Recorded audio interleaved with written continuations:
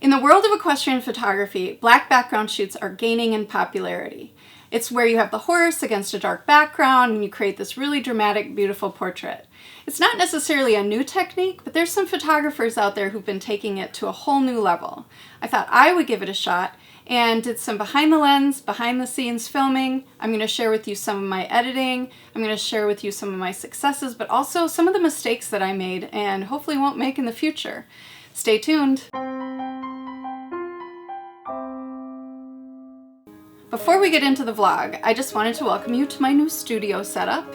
I am going to really shift my vlog towards photography this year. I'll still share a little bit about my horses and my life here on the farm, but I want to add more value to what I'm sharing here so that you can leave with having learned something or maybe been inspired in some way. So watch for some changes here. I'm also, in addition to having a table and sitting down, I also am going to have an overhead camera, so if I am reviewing a piece of gear or showing my settings for something, I can kind of give you a cool overhead view. Here in Minnesota, most horses still have their winter coats in April, but I knew that a few barns in the area would have horses that were kept in summer coats for competition and training. So I asked in my VIP group, which is made up of past clients, and one of them boards at a barn where there was a bunch of horses still in summer coats. So I set up to spend a morning at Arbor Hill Farm in Hugo. A big shout out to my friend Elizabeth, who coordinated things on that end, and the barn owner Elizabeth, who did an amazing job both grooming and handling the horses for the shoot. I also brought along my friend Candace, and she helped with the ears and behind the scenes filming, and she just helped make it a really fun day. We laughed and had just a great time together. So in preparing for the shoot, I decided to choose the 135 f2 lens over my 70-200. I had a couple of reasons for that. One is that the week before the shoot, I tripped and fell over my cat, and I hurt my shoulder, and I tore cartilage in my ribs, and this whole side, which holds the weight of the lens, was very, very sore. And I thought, okay, lighter lens, you know, this will be a little easier. I can handle it for longer. I also love the f2, you know, depth of field and the beautiful bokeh, although bokeh doesn't matter as much when your background is black. It turned out to maybe not be the best choice, and I'll explain that in a little bit. I also decided to bring a flash, and the purpose of the flash is actually as like a hair light.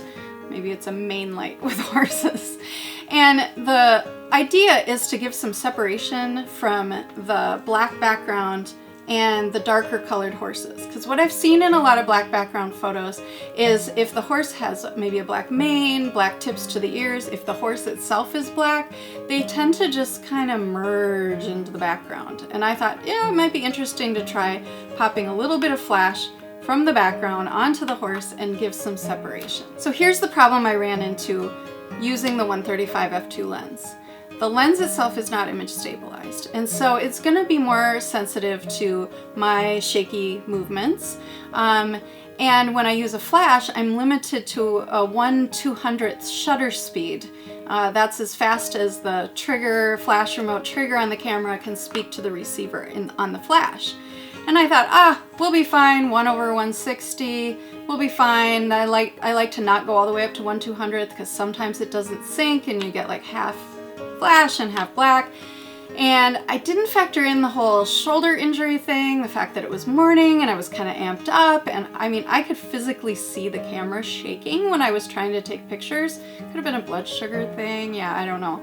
But I was a little bit shaky, and I didn't have enough shutter speed, and I didn't have an image stabilized lens. And so, like, so many pictures had just that little bit of out of focus from camera shake. And I really regret not using my 70-200. However, I'm a heavy shooter, so I was able to get at least 3 or 4 pictures of each horse that's in focus and sharp and looks great. So sometimes it pays to hit the trigger a lot. But this was a test shoot. You know, the whole purpose of this is to try it out and play with different things and figure out what works before I start charging for things. I really believe that photographers should test concepts before charging for those concepts. As we drove up the driveway at Arbor Hill Farm, I was just enchanted. It's this beautiful horse property nestled back in pine trees and beautiful horses. I mean, it was just a sight to behold. I scouted the location. I walked around, looked for areas where I could get a black background, because I'm really not that person that wants to take and cut out every single horse to make it look like they're on a black background. I just simply do not have the time for that.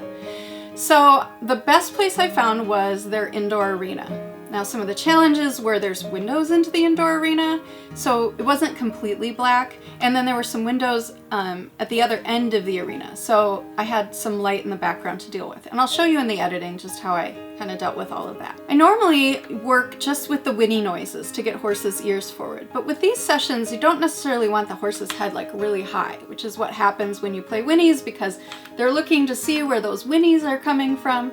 And so I brought a feather duster, and then I have this thing you'll see in the video. It's like a pom-pom on the end of a mop handle. And those two pretty much work for everybody. So here's some behind the lens and behind the scenes video of the shoot with some of the resulting photos, and I'll also include the camera settings. It requires a lot of patience to be an equine photographer, and thankfully I have it. Oh, wow.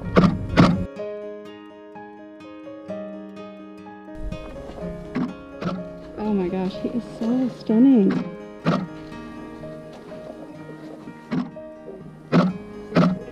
Up higher, up higher. There, that's so pretty.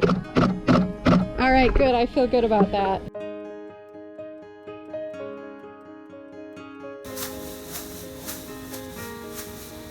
Maybe bring the sparkly up to his nose. Oh.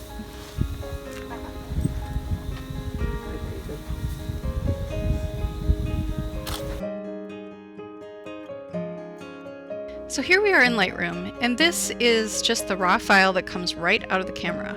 First thing I would do, I would actually do this on import, would be to select my preset. I'm not going to go into right now what it does, but you can see it already makes a huge difference.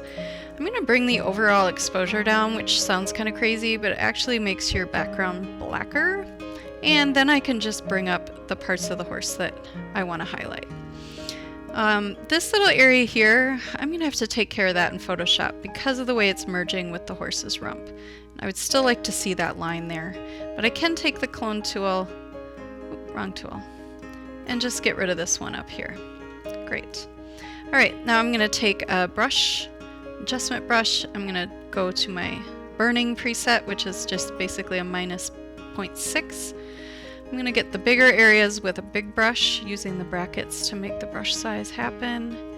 Just big brush strokes. Big, big, big. And now I'm going to bring the brush size down quite a bit so that I can get into these areas without creating a halo. I just want to get closer. I need to soften that a little bit. I want my dark areas dark and my light areas light. Go in here. Around the ears, and you know you can just hover over here and see what you're getting and what you're not getting, and I can see I've got areas over here I haven't hit. Go back over here. It looks pretty good. Little tip of this ear. And maybe around the horse a little bit. Make a bigger brush and just make sure I'm hitting all the areas. Okay, so the horse is looking a little bit dark. I'm going to switch my brush now to a dodging brush. And I'm just going to start to brush back in the horse's features. And get those pretty dapples to come out. The beautiful coloring. We had a lot of light bouncing up off the ground at this point, and I think that's what's highlighting these areas. I'm gonna make my brush smaller and get in here without getting out into these areas. Again, I don't want a halo effect around the horse. I want good lines. And the other thing I'm going to do a couple more things. One is I'm going to increase clarity. That's just going to bump up the contrast just a little bit. I'm going to go back to adjustment brushes. There's this funny thing that happens with the eye sometimes where, if you can see in the little thumbnail, it almost looks ghostly, where the catch light is so big. I'm going to zoom in. And I'm just going to take and bring down the highlights in his catch lights a little bit just to make it look a bit more natural. And if we zoom back out, we got that. I'm also going to go around the bit just a little bit. Maybe I'll not do it quite so much, so we still want them to shine. And that's it. I'm going to export and open this up in Photoshop. Here in Photoshop, I just want to do a quick touch-up of this light down here and then just clean up a few of the marks on the horse.